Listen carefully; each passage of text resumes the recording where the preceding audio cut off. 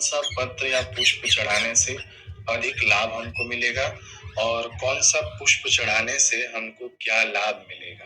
ठीक है, अधिक लाभ और क्या लाभ, ये दोनों हम लोग देखेंगे। अभी देखिए हमने सेटअप लगाया हुआ है, ये इस प्रकार से, ये पारे का शिवलिंग है। यहाँ पर आप शिवरात्रि के दिन पारे के शिवलिंग का पूजन करके आप अपने घर में स्थापित कर सकते हैं। ये अंगूठे जितने ही साइज का है और यहाँ पर जल गिरने के लिए ऊपर लोटा है और यहाँ से जल गिर के यहाँ पे आता है। देखिए, तो बाणलिंग की ना स्थापना नहीं करनी पड़ती है घर के अंदर। बाणलिंग आप ऐसे ही लाकर घर में स्थापित कर सकते हैं, रख सकते हैं और डायरेक्ट पूजन शुरू कर सकते हैं। तो बात कर रहे थे हम लोग पत्र पुष्प की, तो जितना हो सका है मेरे द्वारा मैंने इकट्ठा किया है। यहाँ पर जो भी पत्र पुष्प शिव जी के ऊपर चढ़ाए जा सकते हैं वो सब का सब मैंने यहाँ पर एकत्रित कर रखा हुआ है। अब एक एक पुष्प के लिए मैं आपको शास्त्रों का रेफरेंस दूंगा कि कौन से पत्र पुष्प से क्या क्या लाभ हमको मिलने वाला है। सबसे पहले हम लोग जान लें कि जो भी विष्णु जी पर पत्र पुष्प चढ़ाए जाते हैं ना, वो सब के सब शिव जी के ऊपर भी चढ़ाए जा सकते हैं। जो ब्राह्मण वेदों का नित्य पाठ करते हो, त्रिकाल संध्या करते हो, उनको 100 स्वर्ण दान यदि आप करते हैं, यानी 100 मोहरें आप सोने की देते हैं ना, तो जो पुण्य आपको मिलता है वही पुण्य शिव जी के ऊपर गिनकर 100 पुष्प चढ़ा देने से वही पुण्य आपको मिल जाता है। ये मैं आपको वीर मित्रोदय ग्रंथ से आपको बता रहा हूँ। श्लोक आपको स्क्रीन पर दिख जाएगा। जैसे 10 सोना आप दे किसी को, 10 स्वर्ण मोहर आप किसी को दें, यदि आप एक आंकड़े का पुष्प चढ़ा देते हैं ना शिव जी को, तो वही पुण्य आपको मिलता है। सबसे पहले हम लोग आंकड़े के पुष्प से ही शुरू करेंगे।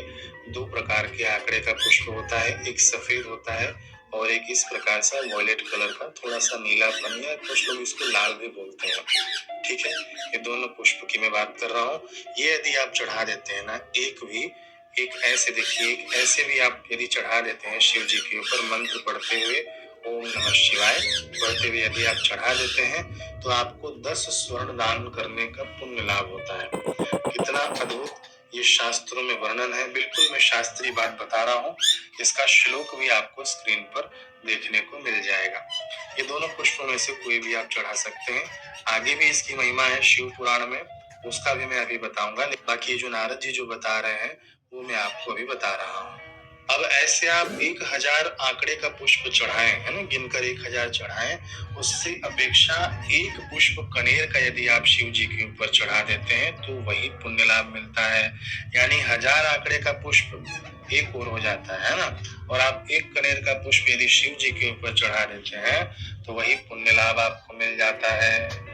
एक कनेर के पुष्प में इतनी ताकत है। ऐसे आप 1000 कनेर का पुष्प यदि आप चढ़ाते हैं शिव जी के ऊपर, तो जो आपको पुण्य लाभ होता है ना, वह केवल एक बिल्व पत्र शिव जी के ऊपर अर्पित कर देने से हो जाता है। तो बिल्व पत्र देखिए कैसे अर्पित किया जाता है। ये चिकना हिस्सा है ना पत्तियों के अंदर का, और ये ऊपर का हिस्सा है। तो ये जो चिकना वाला हिस्सा है ना, ये शिव जी के ऊपर होना चाहिए। इस प्रकार से आपको बिल्व पत्र चढ़ाना होता है। समझ गए? तो मैंने क्या बताया कि 1000 कनेर का पुष्प यदि आप चढ़ाते हैं तो जो पुण्य मिलता है वह एक बिल्व पत्र चढ़ाने से आपको मिल जाता है। लेकिन मंत्र सहित कोई भी पत्र और पुष्प हमें चढ़ाना चाहिए। फिर ऐसे ही शास्त्रों में बताया है, लेकिन अभी सारे पुष्प नहीं है मेरे पास, मैं बस ऐसे ही आपको बता देता हूँ। पुष्पों का जो है ना फोटो मैं आपको स्क्रीन पर दिखाता जाऊंगा। 1000 बिल्व पत्र से जो पुण्य लाभ होता है वह एक द्रोण पुष्प यानी गुमा फूल से हो जाता है। इसी तरह 1000 गुमा फूल से बढ़कर एक चिचिड़ा, जिसको हम लोग अपामार्ग भी बोलते हैं, वो चढ़ाने से हो जाता है। और अपामार्ग से भी बढ़कर एक कुशा का फूल नहीं मिले तो कुशा जो होता है ना, कुशा आप लोग समझते होंगे, कुश, वह आप चढ़ा देंगे तो भी आपको वही लाभ होगा। 1000 कुश पुष्पों से भी बढ़कर एक शमी का पत्ता, देखिए कितने शमी वृक्ष की महिमा है। शमी का एक पत्ता आप चढ़ा देंगे तो कितना अधिक लाभ मिलता है। 1000 शमी के पत्तों से भी बढ़कर होता है एक नील कमल। अभी देखिए जो कमल मुझे मिला है ना, वो मैंने यहाँ पर रखा हुआ है। नील कमल अलग होता है, ये देखिए लक्ष्मी कमल बोला जाता है। इसके अंदर टोटल 108 पत्तियां होती है यदि आप गिनेंगे तो। यह है लाल कमल, और ये मुझे नहीं पता लेकिन ये भी कमल ही है। तो ऐसे आप नील कमल आप चढ़ाते हैं ना, तो आपको इतना अधिक लाभ होता है। अब 1000 नील कमल चढ़ाने की अपेक्षा एक धतूरा आप यदि शिव जी को अर्पित कर देते हैं तो वही पुण्य लाभ आपको मिलता है।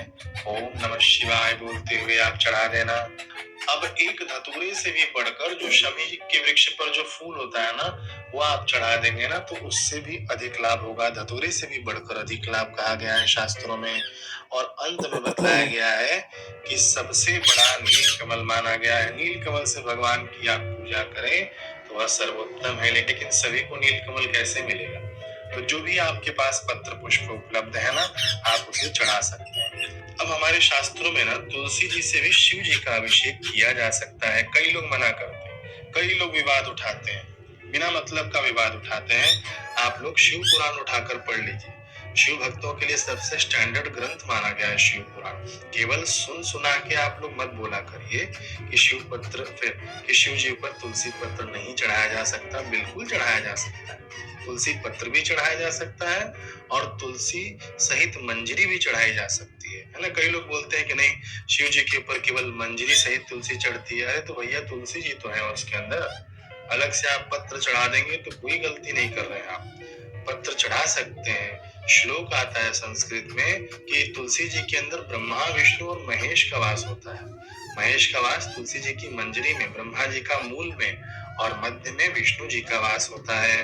तो आप, मैंने एक वीडियो बनाई है पूरा डेडिकेट करके इसी पर कि शिव जी को तुलसी पत्र चढ़ाने से क्या क्या लाभ होता है। बहुत सुंदर वीडियो है, उसका मैं लिंक दे दूंगा। यहाँ पर शास्त्र का रेफरेंस नहीं दूंगा, अलग से वो वीडियो का लिंक में दे दूंगा, उसे आप लोग देख लीजिएगा।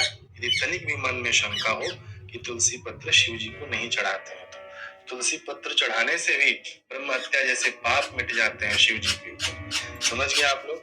ये तुलसी पत्र भी मैंने रखा हुआ है यहाँ पर, और भी जो अनेक पत्र पुष्प रखे हैं ना, अब इनकी महिमा हम लोग शिव पुराण से जानेंगे। ठीक है, अभी तक हमने वीर मित्रोदय आदि ग्रंथों से ये देखा और नारद जी क्या बता रहे हैं वो सब हमने सुना। अब हम लोग जानेंगे कि शिव पुराण में इन पत्र पुष्पों की क्या महिमा बताई गई है, क्या क्या लाभ होता है, कौन कौन से पत्र पुष्प चढ़ाने से। देखिए, सबसे प्रथम आता है लाल अथवा तो सफेद आंकड़े का फूल चढ़ाते हैं यदि हम लोग शिव जी के ऊपर, तो इससे मोक्ष की प्राप्ति होती है। समझ गए? ये है आंकड़े का फूल, पहचान लीजिए। खास करके ना ऐसे ही उग जाता है रोड के किनारे आदि पर, खाली खेतों में, तो इसे आप पहचान लीजिए, है ना। आंकड़े का पुष्प चढ़ाने से शिव जी को मुक्ति मिलती है, मोक्ष की प्राप्ति होती है। चमेली के फूलों के से पूजन करने पर वाहन सुख मिलता है। किसी को यदि गाड़ी लेना हो ना, वाहन सुख कहा गया है। ये चमेली का पुष्प है, देख लीजिए इसे ध्यान से। तो कोई भी चमेली के पुष्पों द्वारा भगवान शिव जी का पूजन करता है तो उसे वाहन सुख मिलता है। तो हम लोग पूजन कैसे करें, कैसे चढ़ाएं? मंत्र बोलते हुए चढ़ाइए। ओम नमः शिवाय, एक पुष्प अर्पित किया खूब भाव से, है ना। ऐसे आप 100 पुष्प चढ़ा सकते हैं, 108 पुष्प चढ़ा सकते हैं, अथवा तो 1000 पुष्प चढ़ा सकते हैं। अलसी के फूलों से पूजन करने पर मनुष्य भगवान विष्णु को प्रिय होता है। अलसी का पुष्प अभी मेरे पास नहीं है, आपको मैं स्क्रीन पर दिखा देता हूँ, देख लीजिए। फिर चौथा है शमी वृक्ष के पत्तों से पूजन करने पर मोक्ष प्राप्त होता है। या तो आपको शमी वृक्ष का पत्ता मिल जाए अथवा तो आंकड़े का फूल मिल जाए, दोनों से ही मोक्ष कहा गया है। बेला के फूलों से पूजन करने पर सुंदर व सुशील पत्नी की प्राप्ति होती है। ये देखिए बेला फूल है ना, इसको मोगरा कहते हैं, कहीं कहीं पे इसे बेला कहते हैं। तो शिव जी का पूजन इन पुष्पों से करने से सुंदर सुशील पत्नी की प्राप्ति होती है। और वर जिसको चाहिए, जिस कन्या को वर चाहिए, तो वो भी इन बेला के फूलों को चढ़ाए, शिव जी से प्रार्थना करे, है ना। हर सोमवार को चढ़ा सकते हैं आप, अथवा तो महाशिवरात्रि तो है ही है, इस दिन आप बिल्कुल मत चूकिएगा, जरूर इससे पूजन कर लीजिएगा। जूही के फूल से भगवान शिव जी का पूजन करें तो घर में कभी भी अन्न की कमी नहीं आती। कनेर के फूलों से भगवान शिव का पूजन करने से वस्त्र मिलता है। ये देखिए कनेर का पुष्प है। कनेर का पुष्प लाल भी आता है, पीला भी आता है, तो कोई भी चलेगा, इसके अंदर ऐसा वर्णन नहीं है कि लाल पुष्प या पीला पुष्प। तो आप कनेर के पुष्पों से यदि आप पूजन करते हैं तो आपको नए वस्त्र की प्राप्ति होती है। हर श्रृंगार जिसको हम लोग ना पारिजात भी बोलते हैं, पारिजात के फूलों से पूजन करने पर सुख संपत्ति में वृद्धि होती है। अब धतूरे के पुष्प से यदि आप पूजन करते हैं भगवान शिव जी का, तो सुयोग्य पुत्र प्रदान करते हैं भगवान शिव, जो कुल का नाम रोशन करता है। ये देखिए धतूरे का फल है, धतूरे का पुष्प भी होता है ना। यदि आपको पुष्प नहीं मिले तो फल से भी भगवान शिव जी का आप पूजन कर सकते हैं। तो इससे सुयोग्य पुत्र की प्राप्ति होती है, जो कुल खानदान का नाम रोशन करता है। अब आखिरी में देखिए, दुर्वा से भगवान शिव जी का पूजन करने पर आयु बढ़ती है। कई लोग बोलते हैं कि शिव जी के ऊपर दुर्वा नहीं चढ़ाई जाती है। दुर्वा क्यों नहीं चढ़ाई जाती है? बिल्कुल चढ़ाई जाती है। दुर्वा से शिव जी का पूजन करने से आयु की प्राप्ति होती है, आदमी दीर्घजीवी होता है ना। अब देखिए यहाँ पर मैंने कमल पुष्प भी रखा है, लक्ष्मी कमल है ये, बाकी सब कमल है। भगवान नारायण ने भगवान शिव जी का पूजन कमल के द्वारा ही किया और वह शिव शास्त्र नाम के द्वारा जाना गया। भगवान विष्णु जी ने 1000 कमल चढ़ाए शिव जी को, है ना। आखिरी में शिव जी ने 2 कमल चुरा लिए, तो भगवान ने सोचा कि लोग तो मेरे आंखों को भी कमल बोलते हैं, तो भगवान नारायण अपनी आंख निकाल कर चढ़ाने लग गए, तो भगवान शिव जी प्रकट हो गए वहां पर। यह अलग कथा है। तो कमल से भगवान नारायण ने शिव जी का पूजन किया। मैं ये बताना चाहता हूँ, कमल मिल जाए तो कमल के 108 पुष्प अथवा तो 1008 पुष्प आप चढ़ा सकते हैं भगवान शिव को, अथवा तो एक पुष्प भी आप यदि श्रद्धा भक्ति से अर्पित कर देते हैं ना, तो वह भी भगवान को अति प्रिय है। बेलपत्र की महिमा तो है ही है, कितनी महिमा है, अब हम लोग कितना गाएं। बेलपत्र भगवान को अति प्रिय है। कुछ नहीं मिले तो बेलपत्र आपको मिल जाए ना, तो एक बेलपत्र भी मिल जाए, महाराज ये चढ़ाया हुआ बेलपत्र भी किसी का होना, तो वो बेलपत्र आप उठा के उसे पानी से धो के फिर से चढ़ा देना, वही पुण्य लाभ आपको मिलेगा। ऐसा नहीं कि पहले किसी ने चढ़ाया उसको पुण्य मिल गया, उसमें से डिवाइड हो गया, नहीं। बेलपत्र भगवान को इतना प्रिय है, किसी के द्वारा चढ़ाया हुआ बेलपत्र भी धोकर यदि हम चढ़ा देते हैं तो वही पुण्य लाभ हमको मिल जाता है। तो ये सब थे पुष्पों की बात। अब देखिए, हमारे पास यदि कोई भी पत्र पुष्प नहीं हो तो केवल आप एक लोटा जल भगवान शिव जी को अर्पित कर देना। भगवान शिव जी भोले बाबा हैं, ऐसे ही प्रसन्न हो जाएंगे। हम मिलते हैं अगले वीडियो में और भी बहुत